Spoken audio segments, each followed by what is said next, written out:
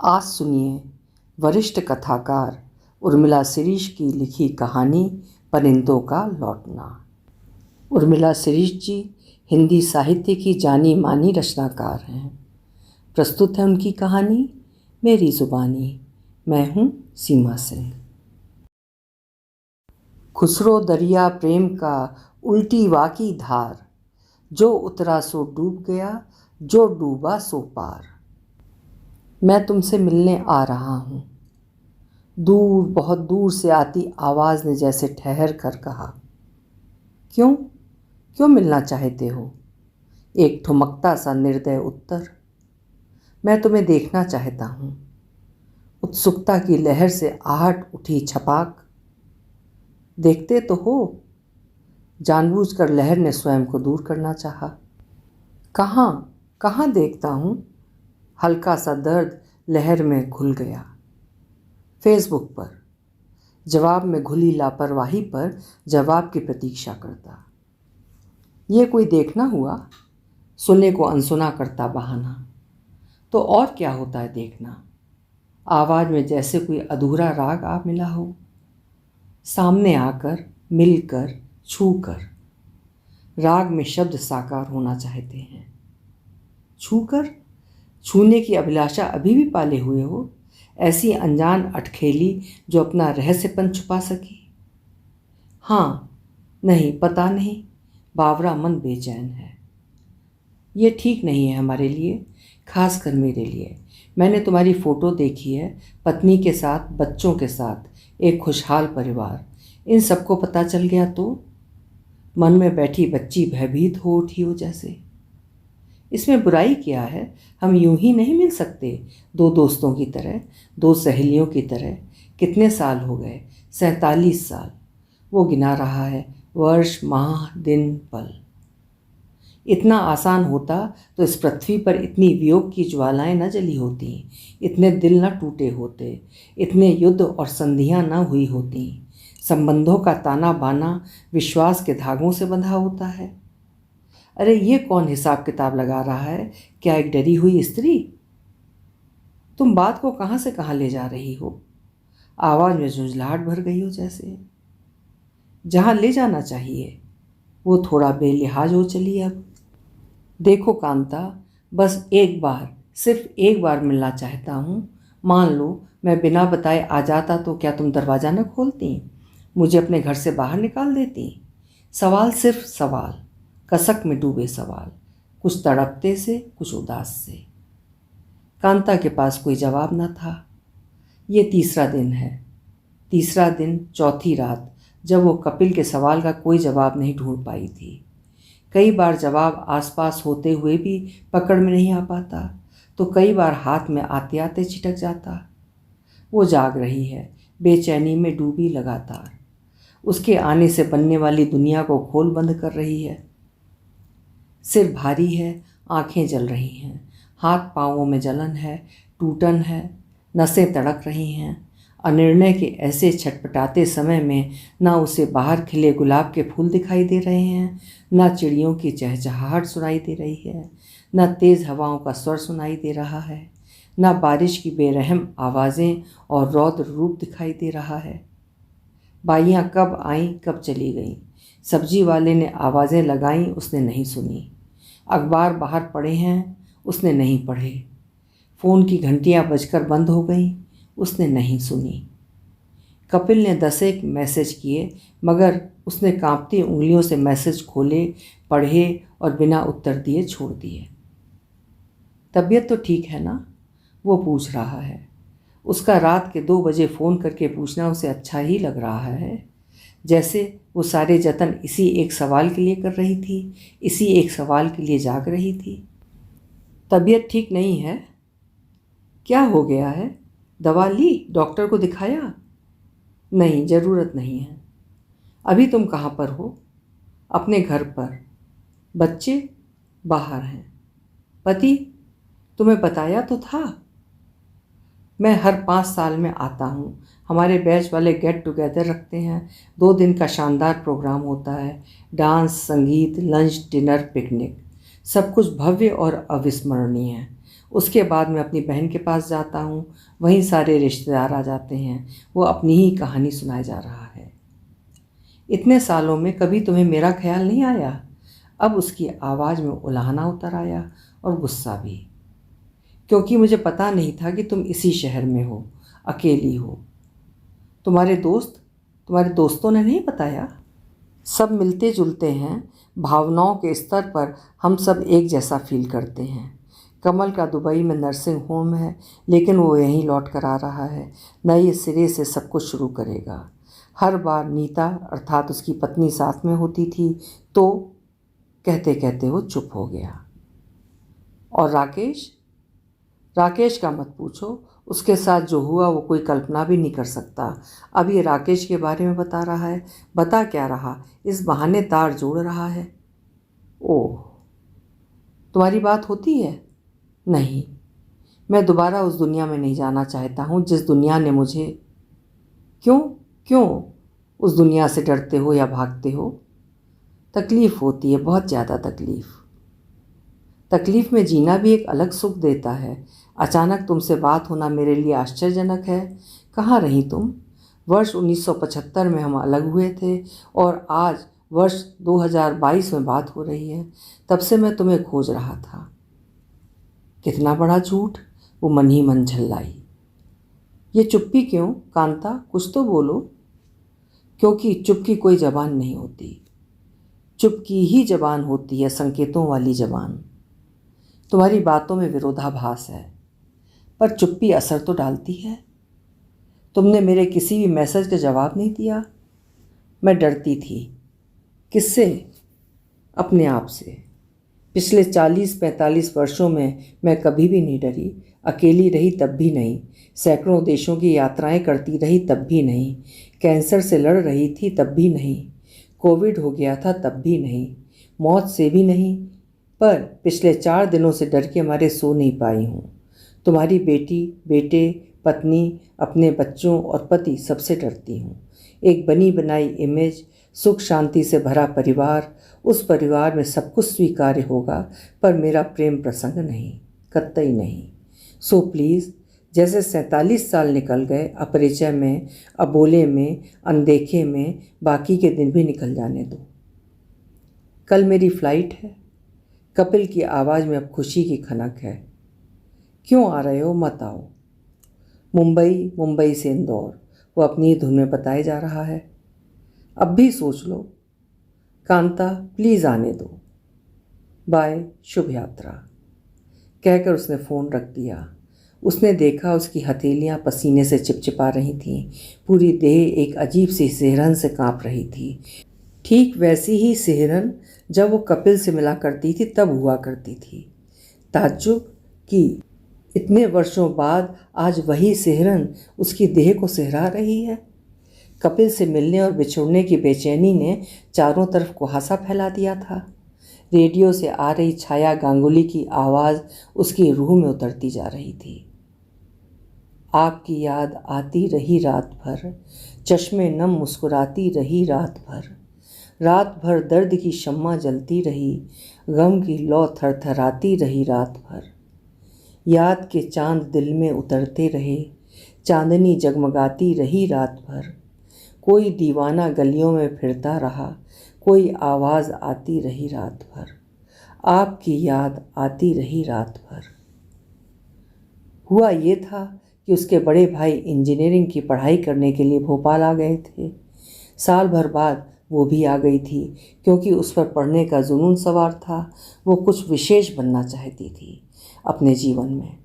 दोनों भाई बहन हॉस्टल में नहीं रहना चाहते थे, इसलिए उन्होंने किराए का मकान ले लिया था। किराए का मकान भी ऐसा था जिसमें 2 कमरे ऊपर के इनके हिस्से में थे और तीसरा कमरा कपिल के पास। बाथरूम अलग थे। किचन बना दिया गया था इन दोनों के लिए अस्थायी रूप से। कपिल का कमरा बाहर से खुलता था, पर उसमें बीच का दरवाज़ा भी था जो अक्सर बंद रहता था।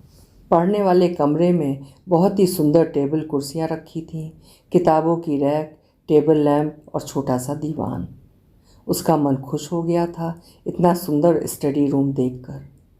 कपिल ने बताया था कि उसके पिता आर्मी में हैं, माँ बचपन में गुजर गई थी। पिता साल में एक बार आते थे और बाकी दिनों में कपिल चला जाता था। तब पिता और भाई के मन में ये ख्याल दूर दूर तक ना आया था कि वो पढ़ाई के अलावा भी कुछ और सोच सकती है या कर सकती है। पिता अपने बिजनेस में व्यस्त थे और भाई कॉलेज और कॉलेज की राजनीति में। भाई के स्वभाव में किसी भी बात को लेकर संकीर्णता नहीं थी। वे पढ़ने, भाषण देने, मीटिंग करने में व्यस्त रहते और इधर कपिल कांता को कभी पढ़ाता तो कभी बाजार ले जाता तो कभी किचन में हेल्प करता। कांता का वो बीए का अंतिम वर्ष था। कपिल को उसी वर्ष अच्छी खासी नौकरी मिल गई थी। तब समस्या पैदा हुई कि मकान का क्या किया जाए। कपिल के पिता नहीं चाहते थे कि किराएदारों के भरोसे मकान छोड़ दिया जाए। तब कपिल ने ही पिता को मना लिया था कि 6 माह बाद दोनों यूं ही चले जाएंगे। परीक्षाएं सिर पर हैं, उन्हें रहने दो। आपका पूरा घर मैं नहीं संभाल पाऊंगी। मैं आया करूँगा ना हर 15 दिन में। तब ठीक है, मगर मुझसे ज़्यादा उम्मीद मत रखना। मुझे याद करोगी? याद करने वाली क्या बात है? तुम्हें यहाँ अच्छा नहीं लगेगा? अच्छा लगेगा, क्यों नहीं लगेगा? फिर क्यों जाना चाहती हो? मैं आगे भी पढ़ना चाहती हूँ, एडमिनिस्ट्रेटिव जॉब में जाना चाहती हूँ। क्यों? क्योंकि मुझे अच्छा लगता है। मैं उस फील्ड में काम कर सकती हूँ। मेरा स्वभाव अलग है, सबसे अलग। मैं ज़रा बौद्धिक टाइप की लड़की हूँ, तर्क वितर्क करने वाली, समाज में कुछ बदलने का सपना देखने वाली। तो यहीं रहो, कपिल ने उसका हाथ पकड़कर कहा। उसका हाथ पकड़ना, छूना कांता को बुरा नहीं लगा था, बल्कि उसका गोरा सुंदर हाथ उसे अपनी छोटी छोटी हथेलियों में बहुत अच्छा लगा था। उसका वो स्पर्श, स्पर्श से पैदा होने वाली वो सिरहन आज भी देह में बिखरी है, रोम रोम में बसी है। बल्कि कई बार उसे लगता है कि उसके रोम उसी ताप, उसी सिरहन से बने हैं। पक्का आते रहोगे ना? ज़रूर, खत भी लिखूँगा। नाम पिताजी का ही रहेगा, लेकिन वे खत तुम्हारे लिए होंगे। वो चकित थी, खुश भी कि ऐसा क्या हो गया है उन दोनों के बीच कि बात खतों तक आ पहुंची है, और वो किसी भी बात का विरोध क्यों नहीं कर रही है। उसकी सारी बौद्धिकता और तर्क वितर्क करने वाली बुद्धि खामोश क्यों है। ध्यान रखना कि कोई भी खत तुम्हारे भाई के हाथ में न पड़े। आपके पिता के नाम आए खत भाई क्यों पढ़ेंगे? बस संभाल कर रखना या पढ़कर फाड़ कर फेंक देना। कपिल को शाम की ट्रेन से जाना था। पूरे दिन वो तैयारी में लगा रहा। उस दिन उसका पेपर था। कॉलेज पास में ही था। अक्सर वो पैदल ही कॉलेज जाती थी। उस दिन भी वो पैदल गई थी, पर आधा घंटा लेट। अब परमिशन नहीं मिलेगी। पेपर बट चुके थे। पर्यवेक्षक कॉपी पर हस्ताक्षर कर रही थी। वो खामोश खड़ी रही। कहा ना कि अब अनुमति नहीं मिलेगी। तब से होश नहीं था कि आज पेपर है। न जाने किस दुनिया में रहती हैं आजकल की लड़कियां। यहाँ तो पेपर के दिन 3 बजे नींद खुल जाती थी। Madam please. वो फूट फूट कर रोने लगी थी। देखिए ना, मैं पैदल आ रही थी, मुझे रिक्शे वाले ने टक्कर मार दी। पहली बार वो झूठ बोल रही थी। चोट बाहर नहीं भीतर लगी थी। झूठ बाहर था, भीतर तो सब सच था। उस दिन मैडम ने कंट्रोल रूम से अनुमति लेकर वचन पत्र लिखवाकर उसे परीक्षा में बैठने की अनुमति दे दी थी। लेकिन ये क्या, परीक्षा हॉल में अपनी सीट पर बैठने के बाद भी वो रोए जा रही थी। क्या हुआ, क्यों रो रही हो? पेपर पढ़ो और जल्दी जल्दी लिखो। तुमने पौन घंटा यूं ही बर्बाद कर दिया है, मैडम ने सख्त आवाज़ में कहा था। वो बार बार पेपर पढ़ती, पर पेपर के सारे अक्षर उसे धुंधले नजर आ रहे थे। उसने जितना पढ़ा था वो सब भूल चुकी थी। वो अपना दाहिना हाथ पकड़ कर बैठी थी, जिसे कपिल ने पकड़ा था, उसका स्पर्श महसूस करती हुई। स्पर्श का ताप उसकी देह में चढ़ गया था। उस ताप में पेपर भी तप रहा था। स्मृति के पन्नों से सारे उत्तर झड़ गए थे। बस एक ही चेहरा नजर आ रहा था, कपिल का। मैडम, उसका गला भर्रा रहा था, वो कांप रही थी। क्या हुआ? मैडम अब भी सख्त लहजे में पूछ रही थी।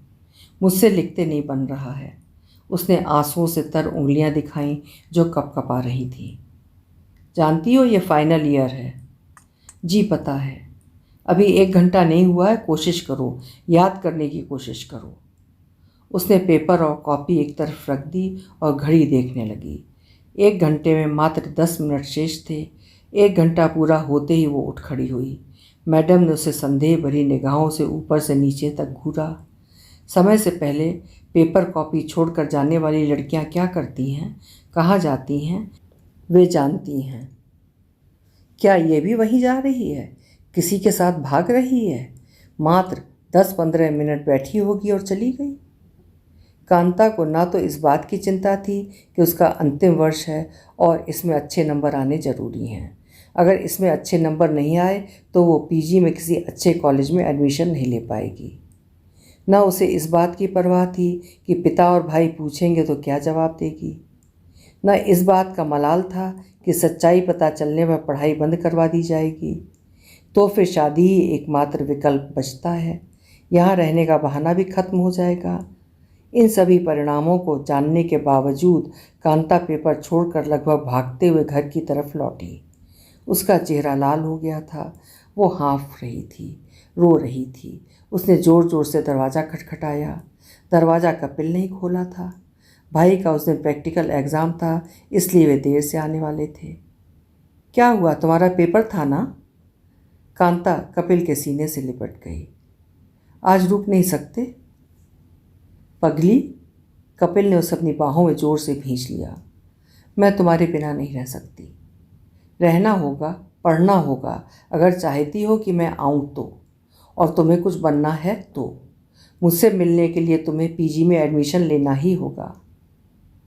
उसे याद नहीं कि उसके आंसू थमे थे या नहीं। उसे याद नहीं कि कपिल कब अपना बैग लेकर चला गया था। उसे याद नहीं कि कपिल ने क्या क्या कहा था और उसने क्या क्या सुना था। जब उसकी नींद खुली तो रात के 10 बज रहे थे। भाई उसे जगा रहा था। उसने भाई को बताया कि वो अपना पेपर भूल गई थी और जब कॉलेज पहुंची तब तक समय निकल चुका था। उसे परीक्षा देने की अनुमति नहीं मिली। भाई ने सिर पकड़ लिया। उन्हें उसका भविष्य डूबता नजर आ रहा था। उन्हें लग रहा था जैसे वो कुएं में गिर गई है और निकल नहीं पा रही है। हालांकि वो भाई से नज़रें नहीं मिला पा रही थी, इस डर से कि कहीं उसकी आंखों में बैठा चोर उसकी झूठी कहानी न बयां कर दे। और उस साल यानी वर्ष 1975, उस बेरहम वर्ष ने उसके जीवन को पूरी तरह से बदल दिया था। भाई ने शहर छोड़ दिया था। वे आगे अपना काम करना चाहते थे। उसे वहाँ अकेले रहने की अनुमति नहीं मिली थी। वो रोते बिलखते भाई के साथ ही लौट आई थी। बस उन दोनों के बीच संवाद का एकमात्र माध्यम खत ही रह गए थे। खतों का आदान प्रदान। खत उन दोनों के जीवन में राग विराग विरह मिलन जैसे एहसासों के रंग भर रहे थे। लेकिन जीवन में जब कुछ बिगड़ना होता है तो बिगड़ता ही चला जाता है। रास्ते अंधेरे में खो जाते हैं और अपनी ही बेहद प्यारी इच्छा की डोर किसी और के हाथ में चली जाती है। एक दिन कपिल का खत पिता के हाथ में पड़ गया था। पिता ने ना कुछ कहा था ना पूछा, केवल एक जोर का थप्पड़ उसके गाल पर दे मारा था और शेष आने वाले खतों को उन्होंने बेरहमी से फाड़ना शुरू कर दिया था।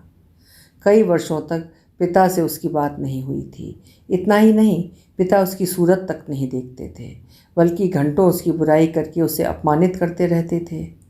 भौतिक रूप से उसने पिता को खो दिया था।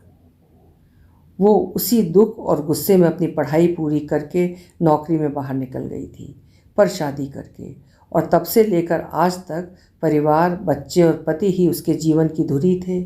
इसके आगे का जगत उसके लिए अछूता हो गया था। उसकी विस्मृति में कहीं कपिल के साथ बिताया गया जीवन गहरी नींद में सो गया था। न वो फेसबुक जानती थी, न व्हाट्सएप, न मैसेंजर, न इंस्टाग्राम। वो तो बच्चों ने उसे फेसबुक से जोड़ लिया था। फिर धीरे धीरे वो फेसबुक के विराट संसार से जुड़ती गई थी और एक बार देखती क्या है कि कपिल अपनी पत्नी के साथ मुस्कुराते हुए घूम रहे हैं। घर, बगीचे, देश विदेश के पर्यटन स्थल, जंगल, सभी जगह पति पत्नी की मुस्कुराती फ़ोटो वीडियो, गाना गाती पत्नी के वीडियो। वो एक क्षण में ही पहचान गई थी। कितना बदल गया है। चेहरा कुछ दब गया था, लंबा और चपटा सा दिख रहा था। बाल सफ़ेद हो गए थे। उसके मुकाबले उसकी पत्नी ज़्यादा खूबसूरत और जवान लग रही थी। बगल में उसकी बेटी और बेटा खड़े थे। कपिल कपिल, काश ना तुम दिखते ना मिलते। यूँ तुम्हें देखकर मैं उदास क्यों हो रही हूँ? क्यों मेरे भीतर बर्फ़ पिघल रही है? क्या मुझे जलन हो रही है? या मैं तुम्हारे साथ स्वयं को देखना चाहती थी। तब उसने उसकी फ़ोटो को पसंद करना शुरू कर दिया था। वो उसकी फ़ोटो देखती रहती घंटों तक, उसके चेहरे को बार बार देखती। अब उसका मन चारों तरफ से उचट गया था। केवल और केवल उसके बारे में सोचती रहती, जबकि बाहर की दुनिया में रूस और यूक्रेन का युद्ध चल रहा था। खूबसूरत खंडित हो चुके भवनों का मलबा पड़ा था। सैनिकों और नागरिकों की लाशें बिछी पड़ी थीं। लोग देश छोड़कर भाग रहे थे। चारों तरफ हाहाकार मचा था। एक दूसरे देश में तख्ता पलट हो रहा था। महिलाएं और बच्चे गोलियों से, भूख और हिंसा से मारे जा रहे थे। बाढ़ में शहर के शहर डूब रहे थे। कहीं जंगलों में आग लगी थी तो कहीं बच्चियों के साथ बलात्कार हो रहे थे।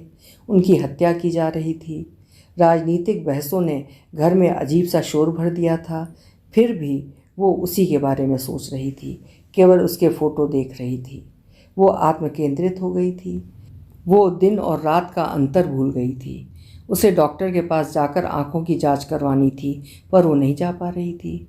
उसे माँ के साथ रुकना था, पर वो एकांत में दरवाज़ा बंद करके केवल और केवल उसकी ही फ़ोटो के साथ रहती।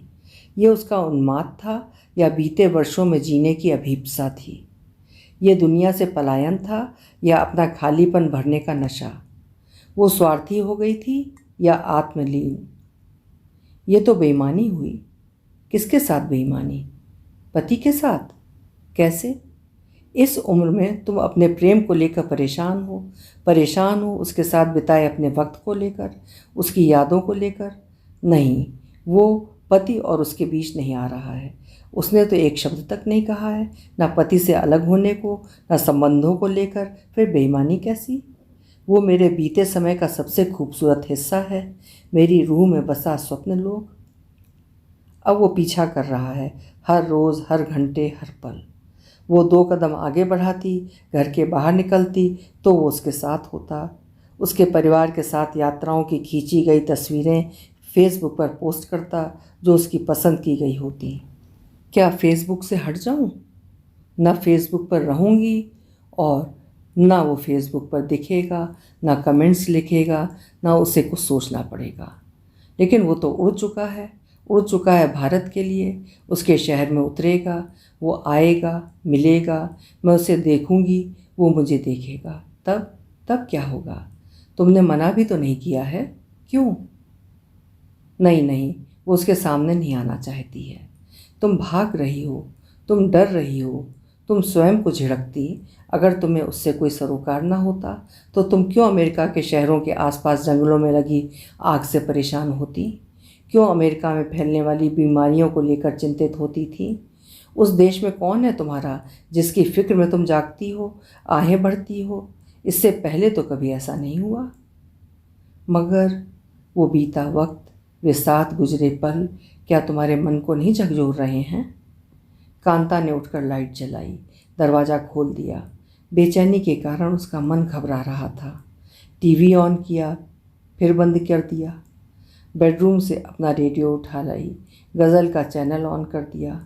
राधिका चोपड़ा की खनकती आवाज़ उसके मन को हौले हौले छूने लगी।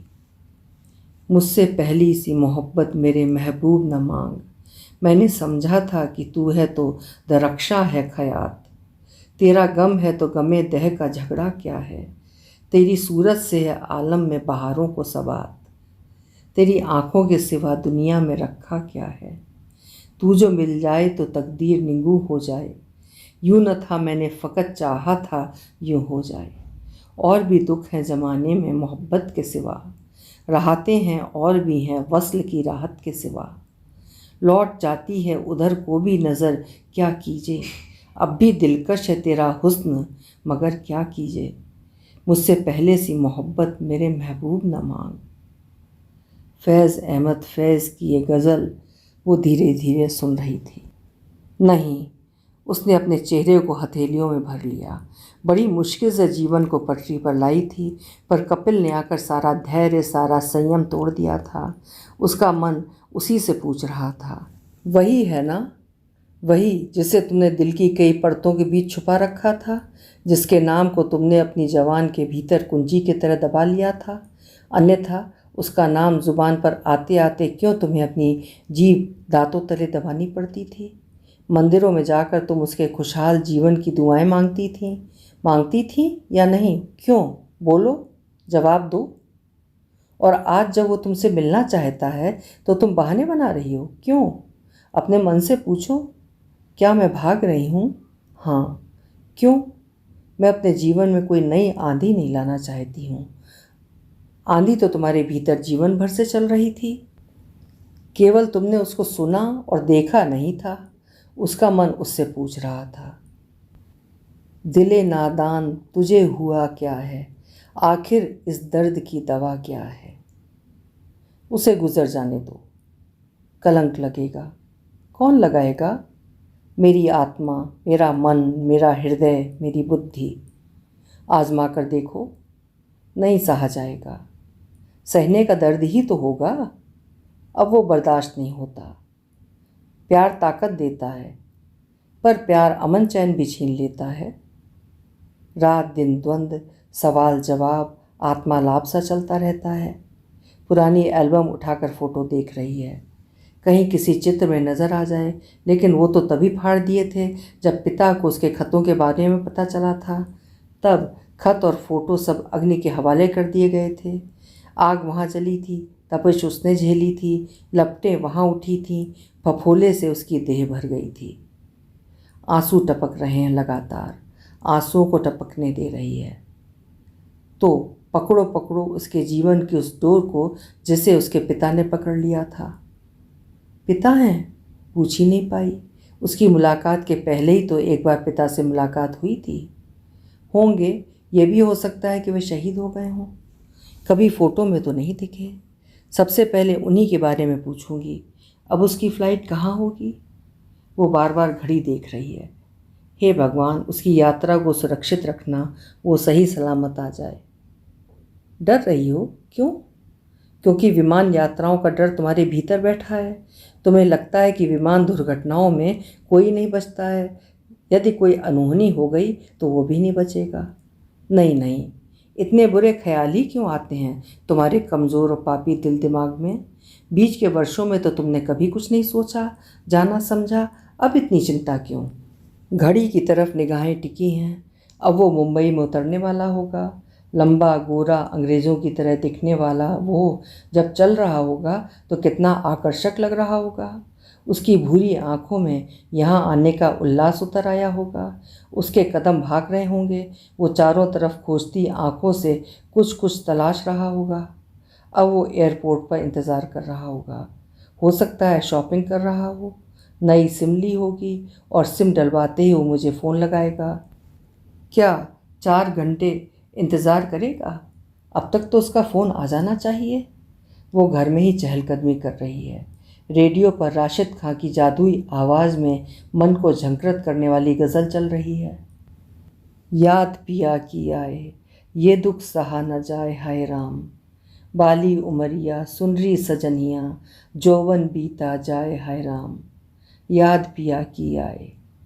बैरी कोयलिया कूक सुनावे, मुझ बिरहन का जिया जलावे।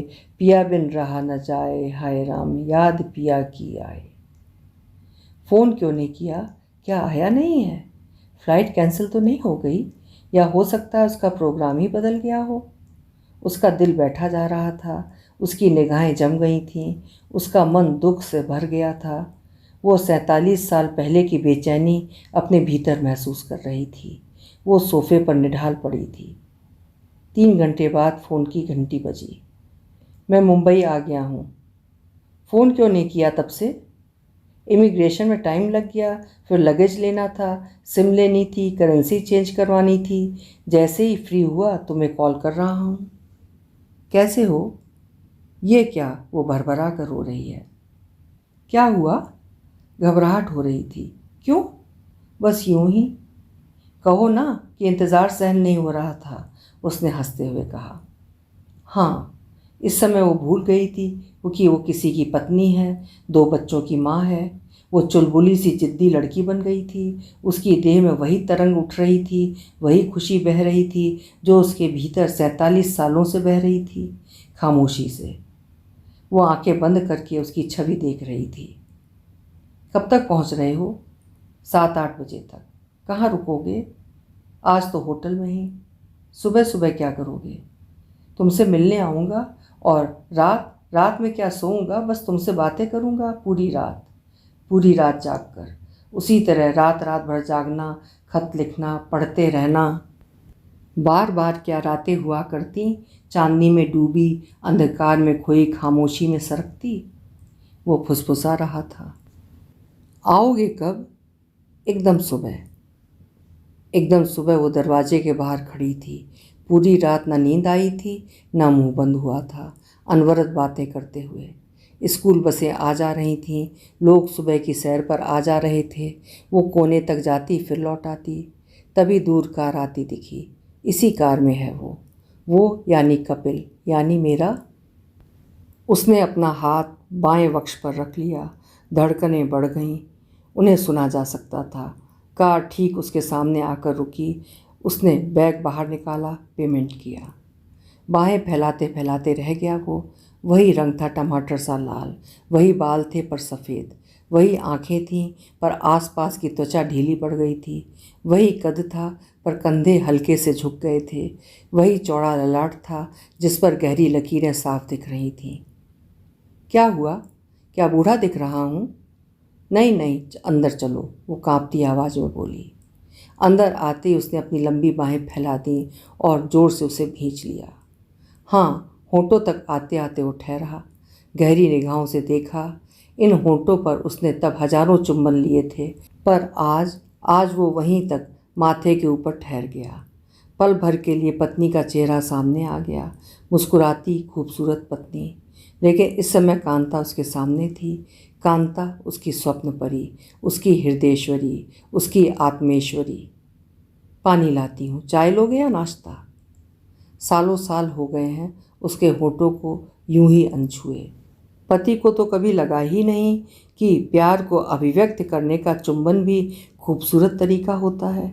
वो उचटती निगाहों से उसका घर, दीवारें, तस्वीरें और मूर्तियां देख रहा था। चाय? उसने उसका हाथ अपने हाथ में ले लिया, गरम, नरम, सुंदर हाथ। वैसी ही हो तुम भी। कांता, जीवन कब दो रास्तों पर चला गया पता ही नहीं चला, और आज अपने जीवन की परिणति देखकर हैरान हूँ। भाग्य में यही लिखा होगा। वो उदास होने लगी। देर तक दोनों खामोश रहे, अपने अपने मन को, भावनाओं को संयत रखते हुए। कल का क्या प्रोग्राम है? बैच वालों के साथ रहना है, फिर मिलना जुलना, फिर वापसी। इतनी जल्दी? वहाँ भी तो देखना होता है। जब इतनी जल्दी जाना था तो मुझे बताया ही क्यों? आए ही क्यों? मिले ही क्यों? वो पुराने दिनों में लौट गई। वही अधिकार, वही शिकायतें, वही नाज नखरे। कांता, सालों साल का इंतज़ार, देखने और मिलने की तड़प। ना खत लिख सकता था, ना मैसेज कर सकता था। सब कुछ था मन में जो किसी की पकड़ में नहीं आता था, बस अपने मन से ही बातें कर लेता था। वो सुनकर भी अनसुना करने का अभिनय करने लगी। उसने बैग खोला। छोटी मोटी गिफ्ट थी उसके लिए। एक दुपट्टा नीले रंग का जो गुजराती परिधानों की खूबसूरत निशानी था, जो 47 वर्ष पूर्व उसके पास छूट गया था। उसी में बंधे थे वो खत जो कांता ने उसे लिखे थे। अभी तक कैसे रखे रहे, कैसे छुपाए रहे? किसी ने देखे और पढ़े तो नहीं? नहीं। अब मैं क्या करूँगी इनका? पढ़ना हर रोज़? जीवन की सारी ऊब, सारी निराशा दूर हो जाएगी। जीवन की ऊब, निराशा? वो बुदबुदाई। किसी के हाथ लग गए तो? बच्चों को लगेगा कि मैं वर्षों से उनके पापा को धोखा दे रही थी। ये भी समस्या बन गए हैं। तो फाड़ देना, वो लापरवाही से बोला। तुम नहीं समझोगे। मैंने 47 साल संभाल कर रखे और तुम नहीं समझ रहे हो कि इन खतों को पढ़कर मैं पागल हो जाऊंगी। अतीत में लौटना और उसमें जीना। जो जीवन बड़ी मुश्किल से छूटा था वही आज सामने आकर खड़ा हो गया है। उसकी आंखें डबडबाने लगीं, होंठ कांपने लगे। नाश्ता, भूख लग रही है, उसने बात बदलते हुए कहा। नाश्ता करने के दौरान वे खामोश ही रहे। लग रहा था जैसे कहने को इतना कुछ था कि कुछ कहने का सिरा पकड़ में नहीं आ रहा था। तुम्हारे पति 3-4 महीने में एक बार आते हैं, 20-25 दिनों के लिए। बच्चे, वो भी छुट्टियों में। तुम अकेली रह लेती हो, बच्चों के साथ क्यों नहीं रहती? मुझे ऐसा लग रहा है तुम कोई बात छुपा रही हो। मुझे अकेले रहने में अच्छा लगता है, उसने कांपती आवाज़ में कहा। कांता, जीवन का खालीपन कभी भी भरता नहीं है। सच बताओ, तुम्हारी बातों में रहस्य है, उदासी है, दुख है, उसने नाश्ते की प्लेट पर सरकाते हुए कहा। जानकर भी क्या करोगे? तुम मेरा भाग्य बदल सकते हो नहीं ना? अब तुम्हारे जीवन के बारे में जानना मेरे लिए ज़रूरी है। सुनो, वो शादी मैंने गुस्से में की थी। उनके 2 बच्चे पहली पत्नी से थे। सबने मेरा साथ छोड़ दिया था। बाद के दिन बहुत तनाव भरे रहे। न बच्चों ने मुझे अपनाया, न बाद में मेरे पति से मेरी बनी। उसका परिणाम तुम देख रहे हो इस घर के सूनेपन में। ऊपर से ये बीमारियाँ। पहले एक एनजीओ के साथ मिलकर बच्चों को पढ़ाती थी, पर फिलहाल वो भी बंद है। मैं आज स्वीकार करती हूँ कि मैं सबके सामने एक झूठी ज़िंदगी जीती रही, छाया लोक में अपना जीवन जी रही थी। ये प्रेम करने की सज़ा थी या तुमसे बदला लेने का निर्णय? जब हम प्रेम में होते हैं तब चीज़ों को उनकी गहराई में देख नहीं पाते, जबकि प्रेम तो बड़ी और गहरी दृष्टि देता है। कब सुबह बीती, कब तपती दोपहर सिर पर आकर खड़ी हो गई और कब शाम होने को आई। उसका रोम रोम व्यथा में डूब गया है।